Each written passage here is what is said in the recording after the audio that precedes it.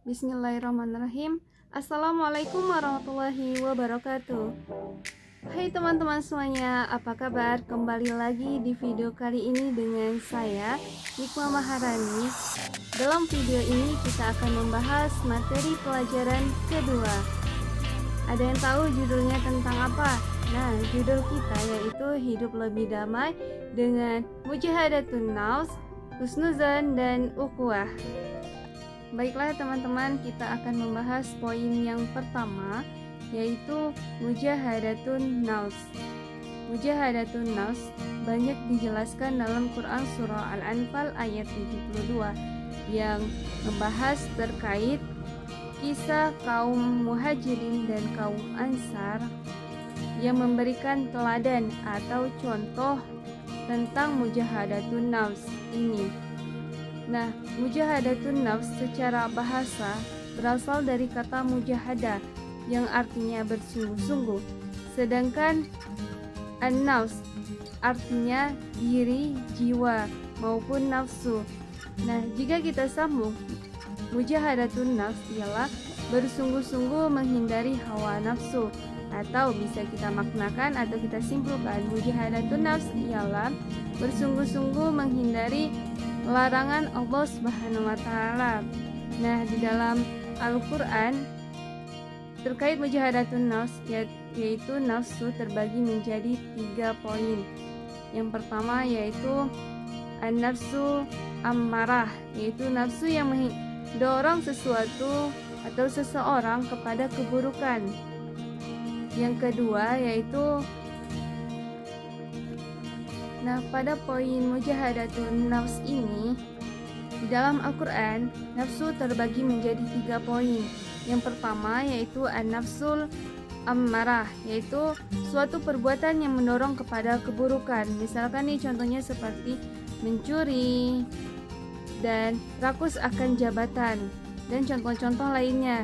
Yang kedua yaitu an-nafsul lawwamah, yaitu nafsu yang menyesali setiap perbuatan buruk.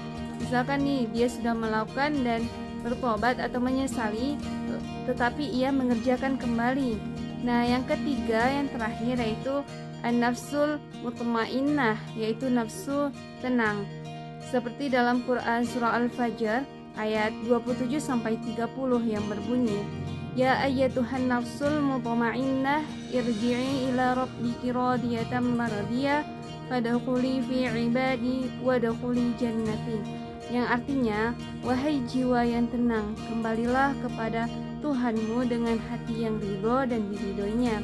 Maka masuklah ke dalam golongan hamba-hambaku dan masuklah ke dalam surgaku. Baiklah teman-teman, setelah penjelasan mujahadatun nafs, maka selanjutnya yaitu husnuzan. Nah, terkait husnuzan di sini ialah berprasangka baik. Yang lawannya yaitu suudzon atau berprasangka buruk. Nah, terkait husnuzan ini terbagi juga menjadi 3. Yang pertama, husnuzan kepada Allah Subhanahu wa taala. Nah, berarti kita berprasangka baik nih kepada Allah Subhanahu wa taala. Misalkan ketika kita sakit itu hanya 5 hari. Sedangkan dalam setahun itu Allah memberikan kita bernafas, kesehatan selama 365 hari. Ketika kita sakit hanya 5 hari, berarti kita menganggap yang 360 hari ini Allah tidak memberikan kesehatan kepada kita. Tetapi Allah ini maha adil. Kenapa maha adil? Karena Allah memberikan kita kesehatan, masih memberikan kita bernafas. Nah, yang kedua, husnuzan kepada orang lain. Nah, husnuzan kepada orang lain berarti kita berprasangka baik nih terhadap perilaku, misalkan kepada teman kita yang bepergian, tetapi kita harus berpikir positive thinking, bahwasanya ia pergi untuk maksud yang baik, bukan maksud yang buruk. Nah, yang ketiga, yang terakhir yaitu husnuzan kepada diri sendiri. Nah, husnuzan kepada diri sendiri ini terlebih kita janganlah mengeluh kepada diri kita sendiri bahwasanya kita mampu ketika kita mau berusaha, karena tidak ada orang lain yang akan mengubahnya kecuali diri kita sendiri. Nah, terkait husnuzan kepada diri sendiri ini, Allah membebani setiap kawan sesuai dengan kemampuannya. Maka dari situ kita harus percaya diri bahwasanya dengan kita husnuzan pada diri sendiri berarti kita lebih percaya kepada diri kita sendiri. Baiklah teman-teman, setelah menjelaskan video penjelasan dari saya yang sebelumnya menjelaskan tentang mujahadatun nafs dan husnuzan, selanjutnya di sini kita akan membahas tentang ukhuwah Islamiyah. Tentu tidak asing lagi ketika kita mendengar kata ukhuwah. Ukhuwah ialah persaudaraan.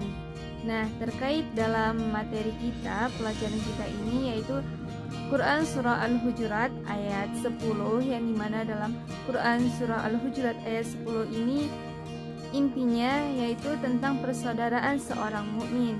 Nah, terkait ukhuwah ini mencakup 3. Yang pertama, ukhuwah diniyah. Ukhuwah diniyah yaitu persaudaraan yang didasari oleh persamaan agama. Nih, misalkan teman-teman semuanya agama Islam. Nah, itulah yang dimaksud dengan ukhuwah diniyah, ukhuwah sesama agama.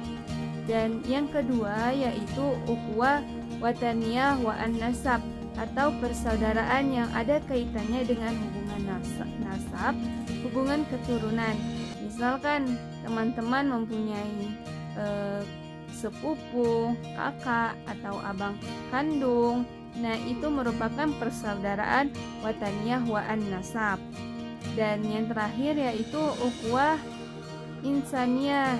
Nah, ukhuwah insaniyah ini ialah ukhuwah sesama manusia, baik dia agama Islam, agama non-Islam. Nah, itu merupakan persaudaraan. Jadi intinya ukhuwah diniyah ini ialah persaudaraan satu Indonesia atau persaudaraan di luar Indonesia. Nah, itu penjelasan terkait ukhuwah diniyah. Hai teman-teman, setelah mendengarkan video penjelasan saya, tentu penjelasan yang terakhir ini merupakan poin yang terpenting, yaitu tentang ukhuwah Islamiyah. Terkait ukhuwah Islamiyah, tentu kita tidak asing lagi mendengar hadis riwayat At-Tirmizi yang berbunyi al-mu'minu lil mu'minina kal bunyani yashuddu ba'duhu ba'du. Nah, di dalam hadis ini yang artinya antara seorang mukmin dengan mukmin yang lainnya adalah bersaudara seperti sebuah bangunan yang saling menguatkan satu sama lainnya. Nah, maksudnya ialah mukmin yang satu ini dengan mukmin yang lainnya adalah bersaudara. Contoh seperti sebuah bangunan, ketika akan membangun sebuah bangunan, tentu kita akan memerlukan tiang-tiang. Ketika salah satu tiang tersebut hilang, maka rumah tersebut tidak akan terbangun dengan utuh, dengan sempurna. Seperti itulah ibarat seorang mukmin. Ketika mukmin tersebut berkumpul, maka akan memperkuat agama Islam ini. Ketika hilang, maka rendahlah perjuangan agama Islam ini. Nah, seperti diibaratkan sapu lidi. Lidi kegunaannya ialah membersihkan ruangan. Ketika lidi tersebut hanya sehelai lidi saja, maka tidak ada gunanya untuk membersihkan ruangan. Ketika sehelai lidi tersebut berkumpul menjadi beberapa lidi dan diikat, maka bisa membersihkan sebuah ruangan yang kotor. Nah, begitulah ibarat seorang mukmin. Jika mukmin ini berkumpul, maka ia akan bisa membersihkan kotoran-kotoran yang ada di muka bumi ini.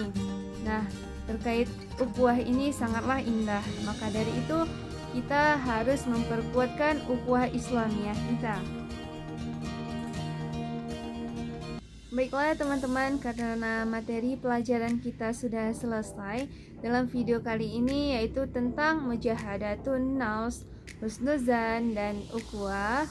Maka dengan berakhirnya video ini, saya mohon maaf apabila ada kesalahan baik dari pengucapan saya ucapkan mohon maaf Dan saya akhiri, wabillahi taufiq walhidayah. Wassalamualaikum warahmatullahi wabarakatuh. Sampai jumpa lagi teman-teman, dan tunggu video berikutnya. Terima kasih.